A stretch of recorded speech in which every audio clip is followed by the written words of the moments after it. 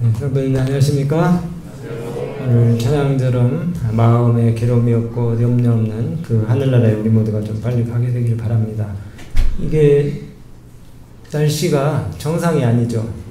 날씨가 정상이 아니에요. 지금 장마철보다도 더 심하게 비가 와가지고 수리를 했는데도 또 수리할 곳이 또 생기네요. 계속해서. 어쨌든 지구가 이제 수명을 다 하고 있는 것 같은데 우리 예수님 오실 시간이 진짜 현실적으로 가까웠다는 사실을 여러분들이 좀 인지를 하시고 예수님 재림을 우리가 마음으로 늘 준비하는 우리 모두가 되길 바랍니다. 오늘 하나님의 귀한 말씀 이사야서 43장 21절 말씀 먼저 읽겠습니다. 이 백성은 내가 나를 위하여 지었나니 나의 찬송을 부르게 하려 함이니라. 시편 33편 굳이 시편 33편이 아니라 할지라도 시편의 거의 많은 장들이 우리가 하나님을 찬양해야 되는 그 이유에 대해서 기록하고 있는데요. 시편 33편 1절 2절만 읽어보겠습니다. 너희 의인들아 여호와를 즐거워하라. 찬송은 정직한 자의 마땅히 할 바로다. 수금으로 여호와께 감사하고 열줄 비파로 찬양할지어다. 새 노래로 그를 노래하며 즐거운 소리로 공교히 연주할지어다. 아멘. 때로는 찬양 한 곡이 기도만큼 힘이 있을 때가 있고요. 또 찬양 한 곡이 때로는 설교보다 더 강력한 능력으로 작용할 때가 있습니다. 우리가 시편을 읽다 보면은 마땅히 하나님을 찬양해야 되는 이유에 대해서 또 찬양의 방법들에 관하여 많은 말씀들이 나옵니다. 그리고 어떤 노래를 어떤 마음으로 불러야 될지에 대한 힌트도 우리가 얻을 수 있어요. 요한계시록 14장에 세 천사의 기별이 나오는데요. 이 세 천사의 기별의 의미들을 우리가 주석하는 설교 많이 들으셨는데 우리가 존재하는 이유, 살아있는 이유, 살아가는 이유가 무엇인지 깨닫게 하는 말씀이 세 천사의 기별입니다. 그 말씀을 우리가 잘 묵상을 하다 보면은 우리 모두가 다 그리스도인들이 예배를 위해서 존재한다고 해도 과언이 아니에요. 예배는 우리 인간 삶에 있어서의 가장 가치 있는 행위입니다. 행위. 왜냐하면 우리가 하나님께서 예배를 통하여 영광을 받으시기를 원하시기 때문에 그런 것입니다. 그러므로 우리가 예배를 드릴 수 있다는 것은 우리 인간 편에서 볼 때 무한한 영광이고 특권입니다. 은혜입니다. 왜냐하면 우리의 하늘 아버지께서 하늘과 땅과 그 가운데 거하는 모든 생명체들을 친히 만드셨기 때문에 그리고 그분이 우리 생명의 유지자이시기 때문에 또 날마다 우리들에게 구원의 즐거움과 기쁨을 경험케 하시는 분이시기 때문에 우리가 마땅히 그분을 예배해야 되는 것입니다. 그러므로 예배를 구성하고 있는 기도와 말씀과 찬양이 우리 삶의 전부가 되어야 하는 것은 당연한 일입니다. 그 중에서도 예배의 목적이 하나님의 영광을 표현하는 것이라면은 영광을 표현하는 방법 중에서 찬양만큼 적절한 방법도 없을 것이에요. 찬양은 그 예배 형식이 이루어질 때부터 아주 자연스럽게 생겨난 것이고 하나님 자신도 사람을 창조하신 그 목적이 찬송을 부르게 함이라고 여기 이사야 43장에 말씀하고 계세요. 오늘 본문의 말씀처럼. 그러므로 찬양은 우리 그리스도인의 삶의 모습이어야 되고 궁극적인 목적이어야 합니다. 그렇기 때문에 우리가 찬양을 할 때에 진부하고 실증이 나도록 그렇게 해서는 안 되고 늘 역동적이고 은혜롭고 다양하게 찬양을 해야 된다는 것이에요. 특별히 이 예배의 도구로서 찬양의 가치는 최고의 가치로 표현이 되어야 됩니다. 음악적 가치뿐만 아니라 우리가 찬양을 할 때는 정성을 다하는 찬양, 영과 진리로 인도되는 그런 찬양이 되게 해야 되는 것이에요. 그저 습관적이거나 무의식적으로 드리는 그런 찬양이 아니라 마치 최초의 찬양 그리고 최후의 찬양을 부르듯이 감사와 감격으로 찬양을 드려야 된다는 것입니다. 내가 아니라도 누가 부르겠지. 하면서 그냥 듣고만 있어서는 안 된다는 것이에요. 제가 향학할 때 앤드루스의 세미나리에서 주중에는 학생들이 이제 교실들과 강당을 사용을 하지만은 안식일 되면은 아프리칸 아메리칸 아프리카 미국에 사는 아프리카에서 온 이민자들이 예배를 드리는 예배 행사에 제가 참여를 했어요. 흑인 예배입니다. 흑인 예배. 등단송이 쭉 이렇게 이제 전자올간과 함께 나오는데 여러분 뭐 잘 아는 만복근원 주 하나님 그 찬양이죠. Praise God, praise God from whom all blessings flow. Praise Him, all creatures here below. Praise Him above, we heavenly hosts. Praise Father, Son, and Holy Ghost. 그 찬양이 나오는데 이게 굉장히 좀 템포가 느리면서 엄숙한 찬양이잖아요. 그런데 이 오르간 전주가 딱 나오면서부터 이 흑인 예배자들이 화음을 넣어서 몰입을 해가지고 모든 예배자들이 다 일어나가지고 전심을 다해서 부르는데 제가 이렇게 둘러봤어요. 한 사람도 애들부터 어른애리까지 딴짓하는 사람이 없어요. 다 입을 열어서 전심으로 이 등단송을 하더라고요. 대통령이 온 것보다 더 정성껏. 물론 거기에 드럼도 있고 사람들이 일어나가지고 춤을 추듯이 웨이브를 쳐가면서 어깨를 흔들고 손을 들고 제각각 몸을 표현하면서 등단송을 하는데 드럼이 있어도 경박하지 않고 세속적이지가 않아요. 너무나 경건한 느낌을 받았습니다. 우리는 어떻게 찬양을 합니까? 예배할 때 만복근원 주 하나님 그냥 입으로만 부르고 있어요. 생각은 딴 데 가 있는 것 같고 짝다리 짚고 그냥 악기 소리에 묻혀서 끌려가듯이 그렇게 찬양을 하지 않습니까? 내가 안 불러도 누군가는 부르겠지. 오늘은 좀 피곤하니까 정신이 좀 멍하니까 그냥 딴 사람들이 부르는 거 그냥 듣고만 있는지 모르겠어요.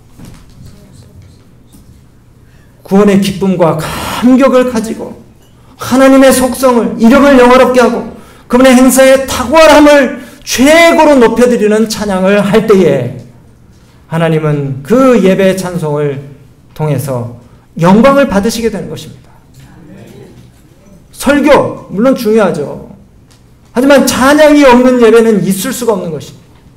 예배 시작 전에 30분 이상 가사를 음미하면서 전심으로 드리는 찬양 예배가 성령님의 역사를 임재를 더욱 강하게 만드는 것이에요. 안교 시작 전에 학생들, 청년들, 어린이반 우리 다 있잖아요. 어린이도 있고 청년도 있고 학생도 있고 중장년도 있고 어른들도 계시고 좀 이렇게 좀 나눠서 매 안식일마다 모든 어떤 사람들이 특정인들이 매 안식일마다 9시에 오는 건 조금 힘들잖아요. 애들도 챙겨야 돼요. 그러니까 돌아가면서 하면 어때요? 첫째 주는 어린이반이, 둘째 주는 학생반이, 셋째 주는 청년반이, 넷째 주는 중장년이 이 안식일학교 전에 시작 준비 찬양이라도 하지 말라 그러더라고요. 그죠? 그것도 찬양 예배라고. 미리 한 30분 전에 와가지고 찬양 봉사를 좀 하면 좋겠어요. 옷도 그냥 평상복 입지 말고 집에서 내가 가지고 있는 옷 중에 제일 좋은 단정한 옷을 입고 와가지고 예배 시작하기 최소 30분 전에 혹은 1시간 전에 와서 리더가 사람들을 모아놓고 무릎을 꿇고 기도하고 그 다음에 한 사람이 왔을지라도 예배 시작 30분 전에 찬양 인도를 시작하는 거예요. 역동적으로 100사람이 1000사람이 모인 것처럼 찬양 인도자가 2사람 3사람이라 할지라도 정말 역동적으로 하나님께 영광을 돌린 후에 예배를 하면은 모두가 은혜를 받을 것입니다. 우리가 하는 모든 예배 행위에는 리허설이라는 게 없어요. 리허설이라는 게. 그냥 즉흥적으로 시간이 돼서 막 허겁지겁 와가지고 막 이거 찾다가 저거 찾다가 이렇게 하는 것 같아요. 저는 참 성격이 모질지가 못하고 말이 너무 순화가 돼서 여러분들 마음 가운데 쏙쏙 박히게 얘기를 못하는 경향이 있어요. 근데 좀 오늘은 약간 조금 이상하죠? 근데 저를 위해서 하는 얘기가 아니고 여러분들이 이 말씀을 들으시면서 저를 욕하셔도 좋아요. 근데 우리가 하나님께 예배하는 예배자로서 이런 태도가 이게 맞는가 이런 의문을 계속 갖고 있습니다, 제가. 물론 제가 이제 우리 가정의 경험이지만 모든 가정들이 겪고 있는 고충이라고 생각이 되는데 안식일날 교회에 오는 그 준비하는 그 속도가 다 틀리잖아요. 그러니까 어떤 분들은 저한테 또 지금 이렇게 대놓고 얘기는 안 해도 속으로 이렇게 생각하실 수 있어요. 아이고, 모든 식구들 다 챙겨가지고 제 시간에 교회 오기가 뭐 쉬운지 아느냐고. 이렇게 반문하실 분도 있으실 수 있습니다. 그렇지만은, 우리가 정말 하나님께 예배할 때 좀 미리 준비하는 게 중요해요. 죄송합니다. 저는 준비성 있게 하는 것이 정말 중요합니다.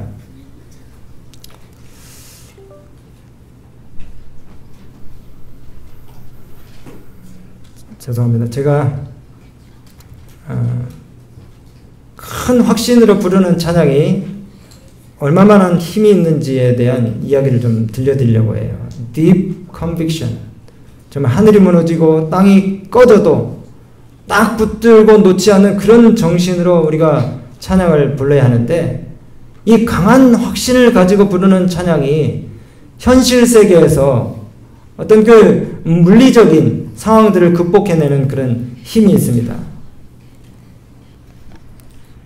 17세기 그 영국 청교도혁명 당시에 성경적인 가치관을 정치에 이용해가지고 크게 성공한 인물 중에 올리버 크로멜이라고 하는 사람이 있어요. 이 사람이 40대까지만 해도 시골의 소지주, 별 볼 일 없는 우리 아이들이 하는 말로 듣보잡이었어요. 듣도 보도 못한 사람. 43살이 될 때까지 부인도 죽고 하는 사업마다 다 실패를 해가지고 낙심해서 우울증에 걸려가지고 아 나는 실패한 인생이구나 하고 있는데 그런데 그가 신앙이니까 성경 말씀을 읽다가 빌립보서 4장 13절에 꽂혔어요. 그 말씀으로 큰 확신을 얻게 됐습니다. 정말 이 말씀 한 구절이 좌절 가운데 있던 사람들을 성령의 확신 가운데 서게 하는 그런 능력이 있잖아요. 이 크로멜이 우울증에 빠져서 시대에 있었는데 이 빌립보서 4장 13절의 말씀을 읽고 불덩이처럼 일어났어요. 그래, 내가 예수님 안에서 무엇이든지 할 수 있다. 내가 내 자신으로는 실패했지만은 예수 그리스도 안에서 가능하다. 그래 한번 해보자. 그래서 이 사람이 43살에 국회의원에 출마를 했는데 당선이 됐어요. 그래 이제 국회에 가보니까 이 국회의원들 하는 짓들을 보니까 엉망이에요. 영국 국교의 성공의 귀족들로 구성된 이 왕실파와 청교도 서민으로 구성된 의회파가 서로 옥신각신하면서 맨날 싸우는데 엉망진창이에요. 그러다가 전쟁이 났습니다. 내란이죠. 자기네들끼리 이제 막 싸우는 전쟁이 났는데 맨 처음에는 이제 이 의회파에 속한 올리버 크로멜이 60명의 그 병사들을 데리고 이 내전에 참전을 했어요. 전쟁 경험이 없으니까 처음에 나가가지고 구경만 하다가 돌아왔는데 거기서 이 크로멜이 본 거는 왕당파든지 그 다음에 서민의회파든지 보니까 양쪽 다 군대가 오합지졸이고 군기가 엉망진창이에요. 그래서 내가 한번 좀 해봐야 되겠다 하고 이 크로멜이 고향으로 내려가가지고 민병대를 조직했습니다. 삶에 의욕이 없고 목적이 없어 눈이 풀린 이 청년들, 그 다음에 동네 깡패들, 불안당들을 다 모아놓고 이 정말 목적의식 없는 청년들한테 강력한 명분을 주고 의지를 일깨우는 교육을 했어요. 정신교육을 했습니다. 신앙으로. 얼마나 철저히 했느냐면 전쟁에 나가기 전에 항상 기도하고 성경 말씀을 암송하게 하고 반드시 찬송을 부르면서 전투에 나가게 했어요. 그러면서 사병 한 명 한 명을 붙잡고 왜 싸우는지를 가르쳐줬어요. 너희들이 왜 싸우는지, 그리고 전쟁에 나가면 하나님이 보호하시기 때문에 너희들 절대 안 죽는다. 왜 죽느냐? 이렇게 예수의 전쟁이다라고 하는 강한 명분과 확신을 심어주면서 이 전쟁 경험도 없는 올리버 크로멜이 병사들을 이 신앙으로 중무장을 시켰더니 나가는 전쟁마다 이기는 거예요. 2년 만에 진급을 해가지고 대위에서 소장이 됐습니다. 육군 소장이 됐어요. 정말 시골에 이름도 없는 듣보잡이 갑툭튀가 돼가지고 이 나라를 갖다가 평정해버린 겁니다. 이 올리버 크로멜의 군대는 철기병인데 어떻게 전쟁을 하느냐. 전쟁에 딱 나가면서 이 병사들이 무릎을 맞대고 어깨를 붙이고 허벅지를 맞대고 밀집해서 돌격을 하는데 한 사람이 총을 맞아서 전사를 하면 그 빈자리를 메꿔가지고 계속 전진하는 거예요. 쇳덩이처럼 똘똘 뭉쳐가지고 계속 전진하는 것입니다. 나중에 이게 유명한 전술이 돼가지고 나폴레옹이 또 활용을 했다고 하는데 크로멜의 이 기병들이 서로 밀집해서 중앙을 정면 돌파를 해가지고 이 앞에 있는 적군들을 갖다가 물리치고 그 다음에 혼비백산하는 이 병사들, 혼비백산하는 이 병사들을 양쪽에서 쳐 부수는 겁니다.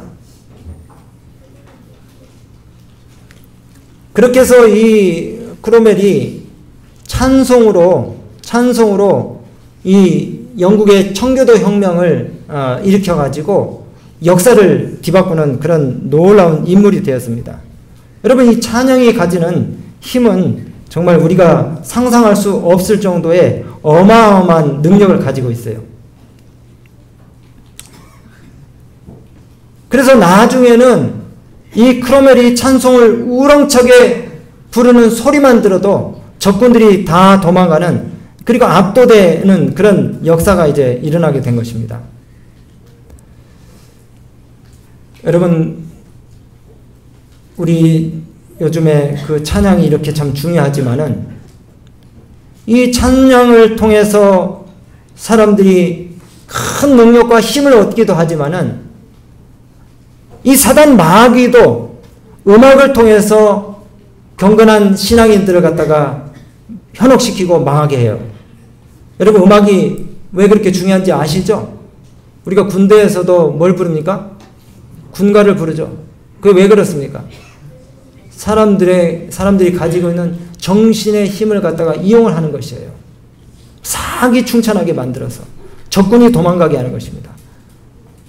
근데 이 마귀도 모든 그리스도인들이 이 죄악의 구렁텅이에 영원한 멸망에 빠져들도록 하기 위해서 음악을 사용해요. 루스벨이 하늘에 있을 때 뭐였습니까? 찬양대장이었죠. 찬양대장. 요즘에 우리 청년들 주변에 위험한 기독교 문화들이 많이 생겨나고 있습니다. 특히 음악을 통해서. 참 이 음악이라는 것이 경계가 모호하고 어떤 곡이 경건한 노래인지 어떤 것이 하나님을 바로 이 찬양하는 방법인지 헷갈리게 할 때가 참 많습니다. 그래서 이거 가지고 우리 또 교우님들이 옥신각신할 때도 있어요. 찬양이라는 게 말은 하나님을 찬양한다고 하면서도 잘 보면은 자신의 감각을 만족시키고 찬미와 복음성가를 부를 때도 그래요. 자기의 기호와 구미와 취향을 자극하는 그런 음악들로 사용을 하는 경우가 많이 있습니다. 여러분이 잘 아는 바하 있죠? 요한 세바스찬 바하가 자기가 작곡한 모든 작품의 첫머리에 하나님의 영광을 위하여 라고 그렇게 기록을 했다고 그래요. 하나님의 영광을 위하여.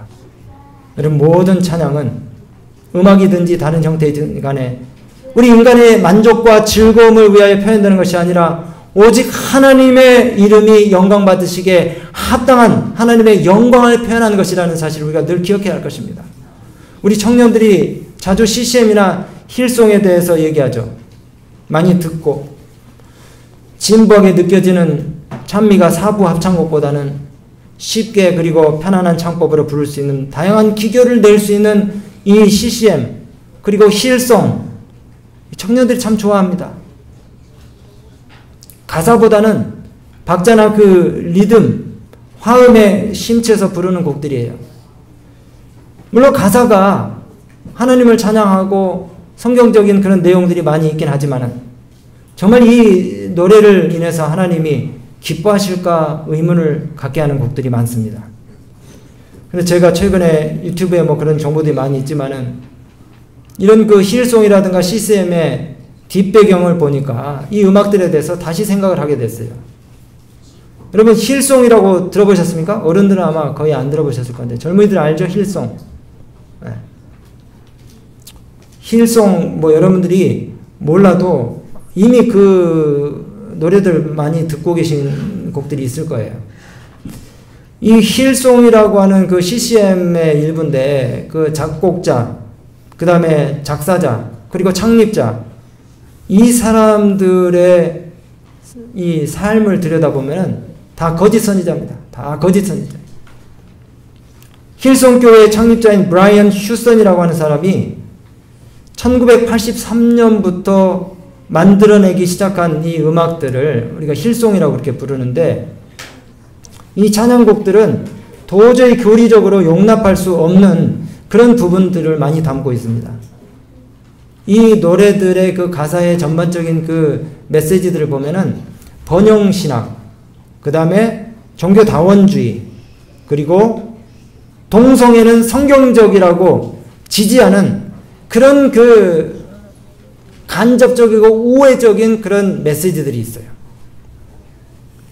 뉴욕의 힐송교회 그 칼 렌츠라고 하는 목사는 낙태를 죄라고 여기지 않습니다. 설교단에서 그런 설교들을 많이 해요. 하나님은 선하시고 모두를 사랑하시면서 예수님은 우리에게 자유를 주시는 분인데 어떻게 하나님이 낙태를 금지하시겠느냐, 동성연애를 반대하시겠느냐, 그러면서 모든 것을 다 용납하는 자유방임주의 신학을 음악을 통해서 전파하고 있는 것입니다. 호주 시드니 힐송교회 목사인 루벤 몰건이라고 하는 목사는 우리가 너무도 잘 아는 찬양, 우리 청년들 알 겁니다. 약한 나로 강하게, 이런 찬양이 있죠, 그죠? 그 다음에 뭐 거리마다, 혹은 주품에 안으소서, 주품에 안으소서,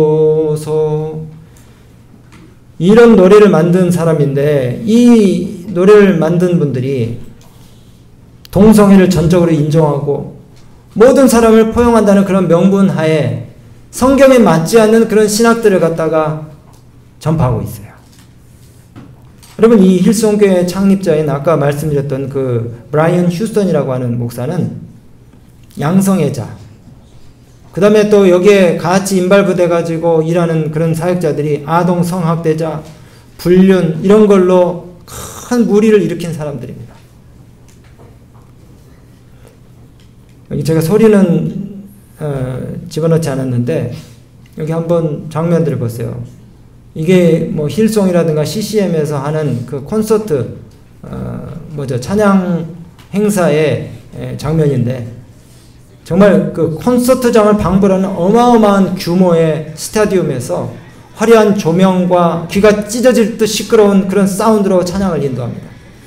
우리나라 찬양 인도자들도 이런 그 서구의 찬양 사역자들 흉내서 똑같이 따라하고 있어요. 그리고 사람들이 그 화려한 무대에서 음악으로 최면을 거는 이 찬양 사역자들의 세련되고 감각적이고 센슈얼한 그런 찬양 인도를 따라가고 있어요. 외국의 찬양 사역자들을 비싼 돈을 들여가지고 초대해가지고 그 흉내를 막 냅니다. 교회 부흥을 위한다면서 청년들의 취향과 구미에 맞춘 그런 사역이라면서 이런 이 음악을 가지고 이 사단의 구렁텅이에 사람들을 몰아넣고 있는 것이에요.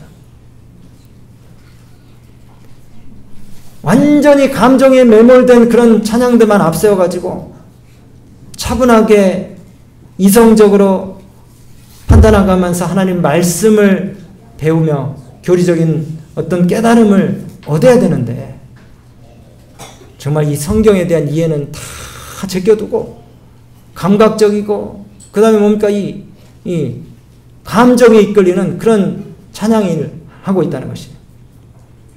이제 이런 찬양 예배에 한번 빠지게 되면은 이렇게 전통적인 예배 방식에는 도무지 흥미가 안 생겨요. 지루하고 재미없고 메말랐다고 생각을 하는 것입니다. 그리고 하나님 말씀만 가지고 기별을 전하는 것에 대해서 아주 고리타분하게 생각을 하는 것이에요. 자유주의, 혼합주의, 감정주의에 완전히 몰입된 이 찬양 사역자들이 세상에서는 음악 활동을 통해서 자기들이 가지고 있는 그 기교가 인기를 끌기에는 좀 부족하고 교회에서는 CCM을 부르면 이 교인들이 그나마 착하니까 많이 좋아해 주니까 이 세속 음악과 기독교 음악의 경계를 모호하게 하는 그런 음악들을 만들어서 콘서트를 방불하는 그런 찬양 사역을 하고 있다는 것입니다. 우리 청년들도 학생들도 가요를 대놓고 떳떳하게 즐기면서 부르기에는 양심의 가책은 되고 또 찬송가를 부르기에는 너무 재미없고 해서 멜로디도 감동적이고 기독교적인 가사가 포함된 유행가 같은 K-팝 같은 CCM 죄책감 없이 듣기에는 편하니까 청년들 구미에 딱 맞는 이런 CCM을 즐긴다는 거예요. 그러니까 우리 청년들도 찬양하실 때 가사를 생각하시면서 불러야지 그 리듬이라든가 음이라든가 멜로디만 생각하면서 부르는 거는 이거는 찬송을 하면서도 이거는 사단의 거기에 여러분들의 영혼을 파는 행위가 똑같은 것이에요. 그래서 이 CCM의 오류를 세 가지로 이렇게 좀 정리를 해보면은 이 CCM의 많은 그렇지 않은 찬양도 있지만은 많은 그 노래들이 성경을 바탕으로 한 건전한 교리가 아닌 비성서적인 교리들을 담고 있는 가사가 많고요. 두 번째는 멜로디가 비기독교적인 그 비트라든가 그 다음에 또 다른 부분들에 있어서 음악적인 부분들에 있어서 충동적이고 감정적인 그런 멜로디가 많이 있어요. 그리고 아까 보신 것처럼 이 노래를 작사 작곡한 사람들의 그 사상과 그 다음에 그들의 생애가 아주 불건전하다는 것입니다. 여러분 우리가 찬양을 할 때 꼭 생각하셔야 돼요. 찬미가든 복음성가든 찬양을 하실 때 꼭 생각하셔야 되는 중요한 포인트는 정말 내가 부르고 있는 이 찬양이 하나님께 영광을 돌리는 찬양인가? 그냥 내 마음에 감동을 주고 나에게 그냥 위로만 주고 끝나는 음악인가? 내 마음을 흥분시키고 황홀하게 하고 들뜨게 하는 그런 음악인가? 아니면은 하나님께 영광이 되고 하나님을 찬양하는 음악인가를 곰곰이 생각해 보셔야 됩니다. 몸을 격렬하게 흔들고 즐겁게 손뼉을 치면서 하나님보다는 나 자신을 흥겹게 하는 술과 마약과 같은 그런 노래를 부르면서 가짜 성령운동, 싸구려 부흥에 내 자신을 갖다가 몰아넣고 있는지 생각해 봐야 되는 것이에요. 여러분 우리가 조심하고 거부해야 될 노래는요. 하나님의 은혜를 높이지도 않으면서 부르는 성의 없이 부르는 노래입니다. 그러면서 사람을 즐겁게 하고 흥분시키는 그런 음악은 우리가 지양을 해야 되는 것입니다. 술이나 마약으로 얻을 수 있는 똑같은 효과를 음악을 통해서 얻을 수 있어요. 정말 무섭습니다. 경배를 받으셔야 될 하나님보다는 그 음악 집회를 인도하는 강사에게 포커스를 맞추는 경향이 있어요.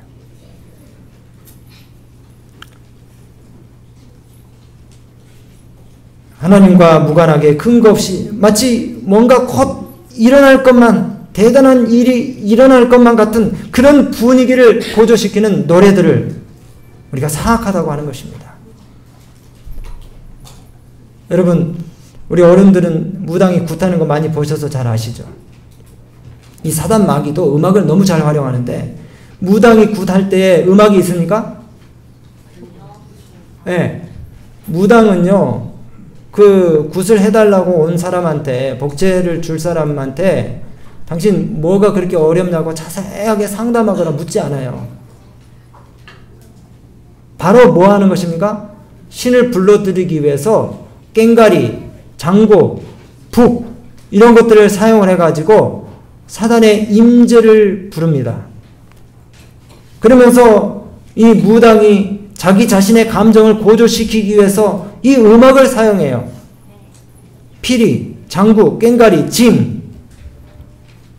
그러면서 이 구판이 점점 무르익게 되었을 때에 이제 이 죽은 사람의 이 가장한 혼을 갖다가 불러들이는 그런 일들을 무당이 하게 되는 것이에요. 그리고 음악과 노래가 부족하면은 이 무당들이 소주를 겸해서 마시면서 귀신의 임재를 갖다가 준비합니다.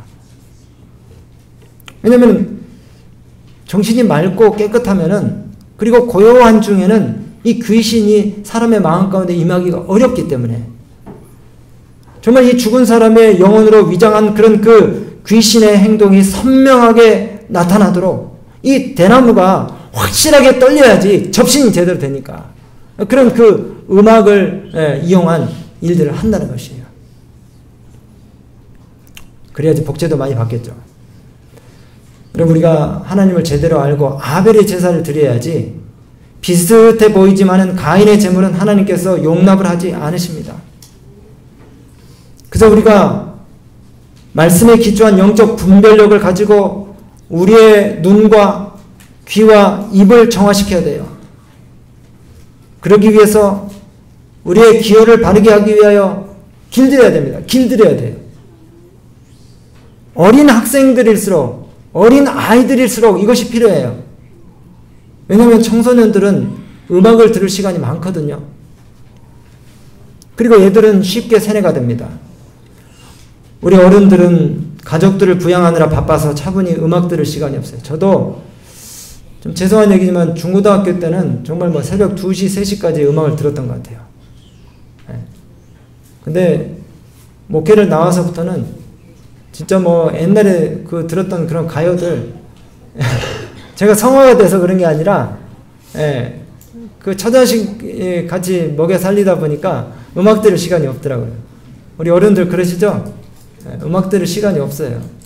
근데 우리 중고등학생들은 참 뭐 애들 학업 어쩌고저쩌고 핑계대도 음악 엄청나게 듣고 있습니다. 그죠? 에어팟 맨날 사줘도 잊어먹고 또 산다 그러고. 그래가지고 이 마귀가 음악을 통해서 우리 아이들을 싹 다 사단의 구렁텅이로 다 잡아가는 것입니다. 아이돌에게 열광을 하게 하고 수십만 원짜리 티켓을 겁도 없이 사서 공연 보러 가게 하고 암이 뭐 활동하고 뭐 그런다더라고요. 여러분, 이 신앙이라는 것이 다분히 세뇌적인 측면이 강합니다. 왜요? 선과 악의 싸움은 보이지 않는 영계의 싸움. 누가 더 세뇌를 잘 시키느냐에 의해서 이게 싸움이 결정이 나는 것이에요. 관건이 그겁니다. 누가 세뇌를 더 잘 시키느냐. 사단 마귀가 그렇게 음악을 통해서, 대중문화를 통해서 젊은이들을 모두 다 악의 구렁텅이로 다 싸잡아 넣는데, 유격적이고 관능적이고 허무적이고 염세적이고 비윤리적이고 파괴적이고 도전적인 가사와 비트와 리듬과 화음을 가지고 기교한 소리들로 반복되는 후렴구로 아이들의 영혼을 싹 다 지옥으로 쓸어넣는 것이에요. 그러니 더 영적인 건전한 긍정적인 음악으로 우리가 우리의 영혼을 좀 새롭게 해야 되는데, 여러분, 이 영적인 음악도 반복이 필요합니다. 반복이. 세뇌를 시키려면은, 세뇌가 뭡니까? 말 그대로 브레인워시, 뇌를 갖다가 세척하는 거예요.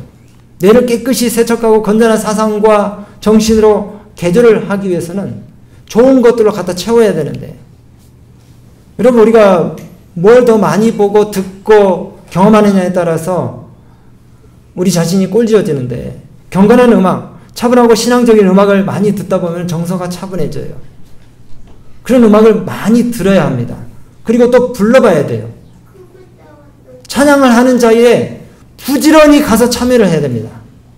찬양을 듣는 자리에 부지런히 가서 참여를 해야 돼요. 근데 이 찬양대 연습을 하다 보면은 같은 곡을 수십 번, 수백 번 반복을 하잖아요. 그죠? 수십 번, 수백 번. 어떨 때는 다른 파트 연습하는 걸 나하고 관계도 없는데 뭐 하고 있어야 돼요? 듣고 있어야 돼요. 기다려줘야 됩니다. 그게 헛시간을 보내는 게 아니에요. 반복해서 불러서 완전히 내 몸에 체화를 시키고 내 정신에 내재화를 시켜가는 그런 과정인데 유전자의 그 곡이 가진 메시지와 사상을 완전히 새기는 겁니다. 반복해서 불러서 완전히 체화를 시키는 거예요. 여러분 찬양대 연습할 때 반복해서 부르는 그 행위 있잖아요. 그거는 시험과 환난의 때를 대비해서 저축하고 있다고 생각하세요. 저축하고 있다고 생각하세요. 보험을 들고 있다고 생각하세요. 신앙의 보험을 들고 있다고. 언제 그 찬양의 덕을 우리가 볼지 모르는 것입니다. 우리 찬양대 활동을 부모님들이 먼저 솔선수범해서 해야 돼요. 그래야 아이들이 하지. 부모들도 하지 않으면서 애들이 하기를 우리가 기대할 수가 없는 것입니다. 오늘 뭐 시간이 조금 그렇게 늦어지는 않지만 가도 오늘 준비한 말씀을 다 전하겠습니다. 여러분 우리 찬양대 활동이 주는 유익이 참 많이 있습니다. 첫 번째는 세 가지가 있는데 예배자의 마음을 회복시켜 줄 뿐만이 아니라 신령과 진정으로 예배하게 도와주는 것이 찬양대 역할이에요. 우리 찬양대가 아니신 분들 여기 많이 계시죠? 찬양대 활동을 안 하시는 분들 많이 계시죠?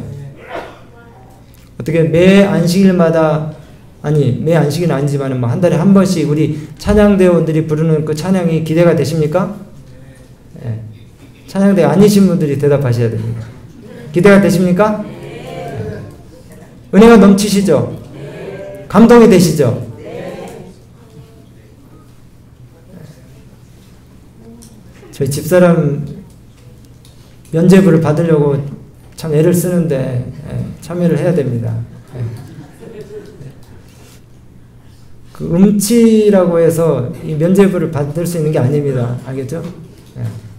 우리가 진짜 10,000명, 20,000명 되는 대형교회 교인이 아닌 것을 참 다행으로 생각하시기 바랍니다. 거기는 하고 싶어도 못해요.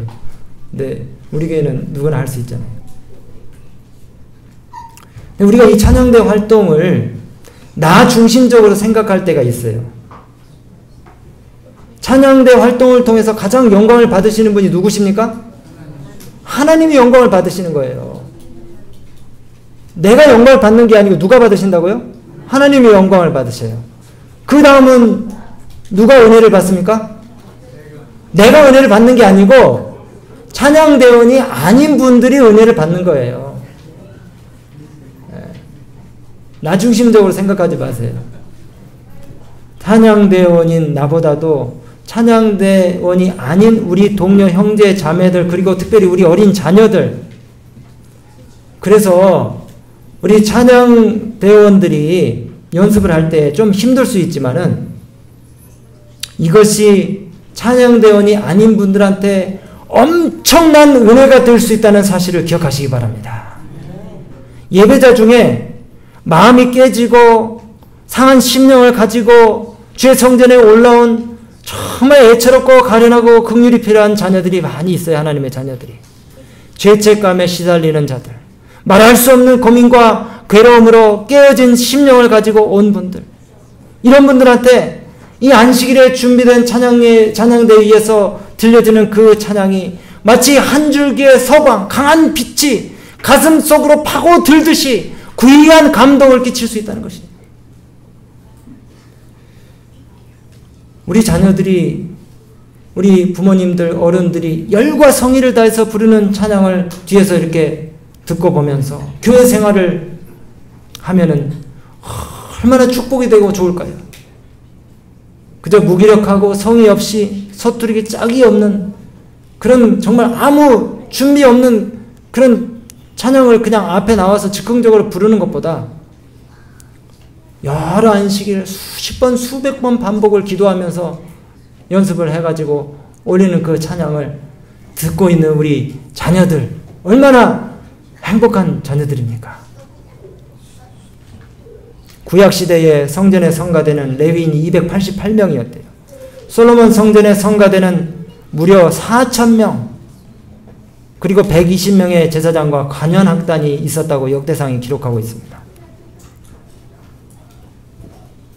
애들은 BTS, 에스파, 뉴진스 이런 그룹들의 음악에 열광을 하고 있고, 어른들은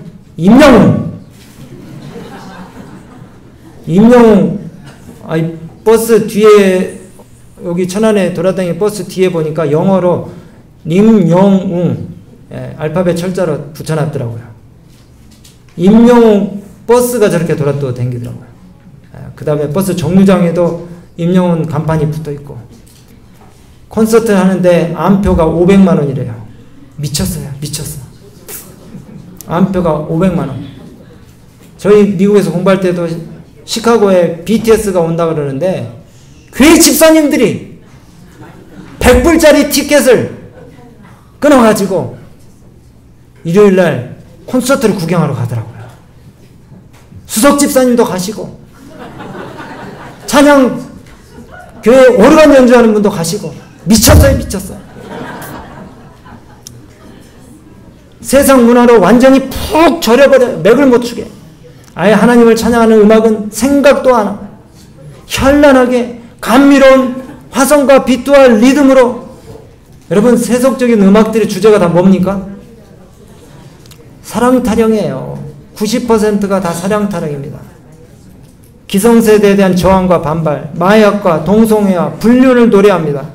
근데 요즘 MZ세대들은 아니에요 목사님, 요즘 노래는 좀 건전해요. 에스파라든가 그 여자 그룹들 부르는 노래들 건전한 듯한데 그 내용 가사들을 잘 보면은 자기 자신만을 사랑하는 지극히 이기적인 그런 정신을 심어주는 노래들이 전부 다 우주 어쩌고 저쩌고만 하는데 다 그거 자기애입니다. 전부 다.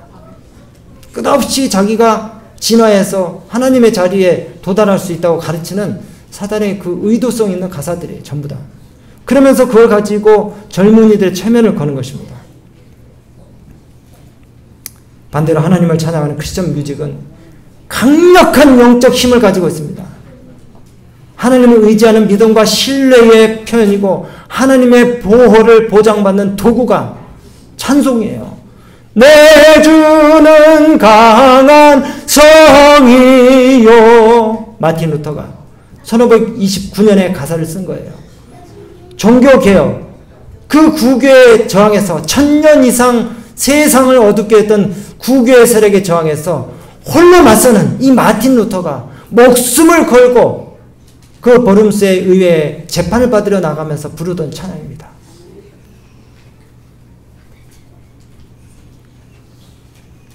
오늘 제가 말씀을 다 정리하겠습니다. 영감적인 찬양 한 곡이, 영감적인 찬양 한 곡이 세상의 위기를 극복하게 해주는 큰 힘이 있습니다. 그리고 하나님의 말씀이 반드시 성취되리라고 하는 그런 강력한 확신을 이 한 곡의 찬양이 우리 마음 가운데 심어줄 때가 있어요.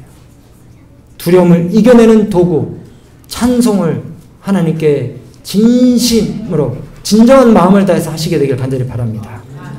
마음의 서름과 괴로움을 씻어주는 도구, 이 찬양을 여러분들의 삶 속에서 활용하시게 되길 바랍니다. 한편의 설교를 위해서 수십 시간을 기도하고 전문을 반복해서 읽고 성경 본문을 묵상하고 해산의 고통을 치르면서 아기를 탄생시키듯이 설교를 준비하는 것처럼 하나님께 드리는 예배가 어찌 중대장, 대대장, 사단장이 오신다고 할 때보다 더 못하게 성의 없게 그렇게 드려지는 경우가 많아요.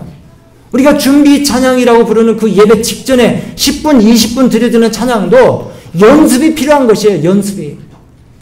저는 화요일 저녁 예배 때 예배 시작하기 15분 동안 참여를 하는데 이제는 제가 30년 동안 목회를 하면서 하도 불러가지고 성대 결절이 왔나 봐요. 이제 목소리가 안 나와요. 우리 찬양대장님 이해하시기 바랍니다. 또 우리 찬양 지휘자님 이해하시기 바랍니다. 저 찬양대 너무 열심히 하고 싶은데 목소리가 안 나와요. 진짜로. 목소리가. 옛날에는 이렇게 제가 음정이 정확하기 때문에 내가 원하는 소리를 낼 수가 있었는데 지금은 하도 준비 찬미를 너무 많이 해가지고 네, 목소리가 아예 이제 잠겨가지고 안 나와요. 네, 이제 빨리 은퇴를 해야 될 것 같아요. 네, 이 상태에서는 시골에 가가지고 준비 찬미 하면서 이 목회를 못할 것 같아요. 빨리 은퇴를 해야 될 것 같아요. 누가 정말 목소리, 낭낭한 목소리를 가진 우리 집사님, 장로님들이 좀 화요일, 금요일 때도 한 15분 전에 오셔가지고 준비 찬양을 좀 인도해 주시면 제가 더 이 말씀에 힘이 좀 있을 것 같습니다.